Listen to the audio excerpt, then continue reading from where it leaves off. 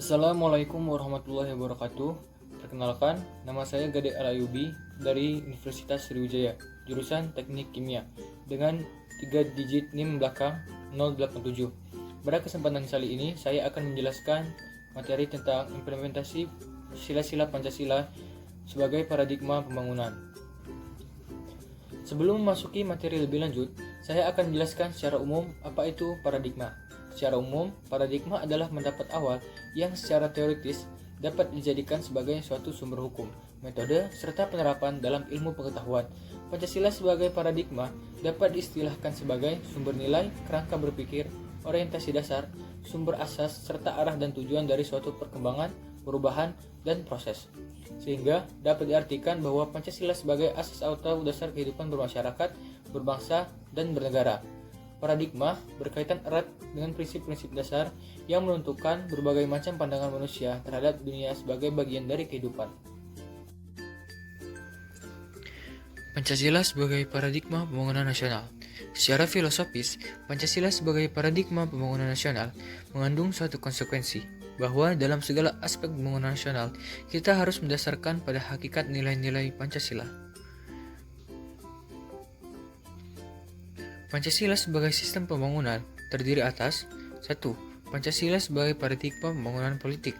Yang kedua, Pancasila sebagai paradigma pembangunan ekonomi. Yang ketiga, Pancasila sebagai paradigma pembangunan sosial budaya. Dan yang keempat, Pancasila sebagai paradigma pembangunan pertahanan dan keamanan.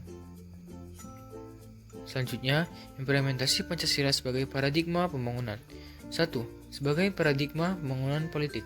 Sistem politik Indonesia yang sesuai Pancasila sebagai paradigma adalah sistem politik demokrasi dan bukan otoriter. Berdasarkan hal itu, sistem politik Indonesia harus dikembangkan atas asas kerakyatan atau sesuai dengan sila keempat Pancasila. Yang kedua, sebagai paradigma pembangunan ekonomi. Sistem ekonomi harus mendasarkan pada dasar moralitas ketuhanan atau sila pertama Pancasila dan kemanusiaan, yakni sila kedua Pancasila. Sistem ekonomi yang mendasarkan pada moralitas dan humanistis akan menghasilkan sistem ekonomi yang berperi kemanusiaan. Sistem ekonomi yang menghargai hakikat manusia, baik selaku makhluk individu, sosial, makhluk pribadi, maupun makhluk Tuhan. Yang ketiga, Pancasila sebagai paradigma pembangunan sosial budaya. Berdasarkan sila Persatuan Indonesia, pembangunan sosial budaya dikembangkan atas dasar penghargaan terhadap nilai sosial dan budaya-budaya yang beragam di seluruh wilayah Nusantara, menuju pada tercapainya rasa persatuan sebagai bangsa Indonesia. Dan yang keempat, sebagai paradigma pembangunan pertahanan dan keamanan. Salah satu tujuan bernegara Indonesia adalah melindungi segenap bangsa Indonesia dan seluruh tumpah darah Indonesia. Hal ini mengandung makna bahwa tugas dan tanggung jawab tidak hanya oleh penyelenggara negara saja, tetapi juga rakyat Indonesia secara keseluruhan. Atas dasar tersebut, sistem pertahanan dan keamanan adalah mengikut sertakan seluruh komponen bangsa Indonesia. Selanjutnya, merupakan penerapan nilai-nilai Pancasila dalam kehidupan sehari-hari. Sila pertama, ketuhanan yang Maha Esa. Contoh penerapannya dalam kehidupan sehari-hari, yakni 1. Mengimani adanya Tuhan yang Maha Esa, serta mematuhi perintah dan menjauhi larangannya. 2. Menerapkan toleransi antar umat beragama. 3. Tidak melakukan pemaksaan dan menghormati kebebasan beragama. 4. Tidak merendahkan atau mencemooh agama maupun pemeluk agama lain. Selanjutnya, sila kedua, kemanusiaan yang adil dan beradab. Contoh penerapannya yakni 1.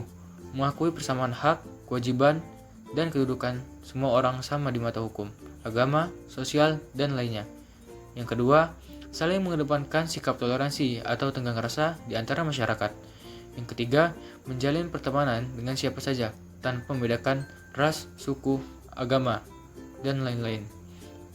Dan yang keempat, berani menyuarakan kebenaran untuk mempertahankan keadilan.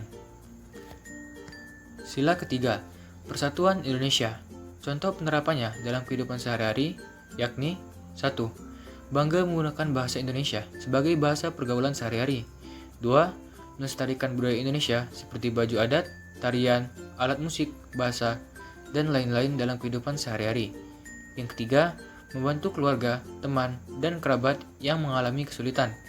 Yang keempat, saling bekerja sama dalam menjaga keutuhan NKRI dengan berpegang teguh pada nilai-nilai Pancasila.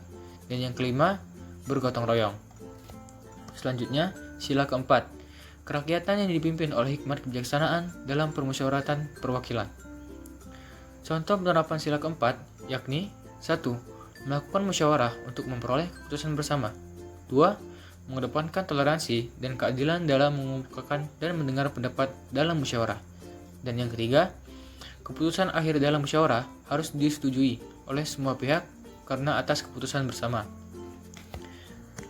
Dan sila kelima, keadilan sosial bagi seluruh rakyat Indonesia. Contoh penerapannya: 1. Mengedepankan sikap adil antara sesama manusia. 2. Melaksanakan kewajiban dan menghormati hak orang lain. 3. Kesejahteraan seluruh rakyat Indonesia dikedepankan dibandingkan kemakmuran pribadi atau golongan. Sekian penjelasan dari saya, semoga bermanfaat. Terima kasih. Wassalamualaikum warahmatullahi wabarakatuh.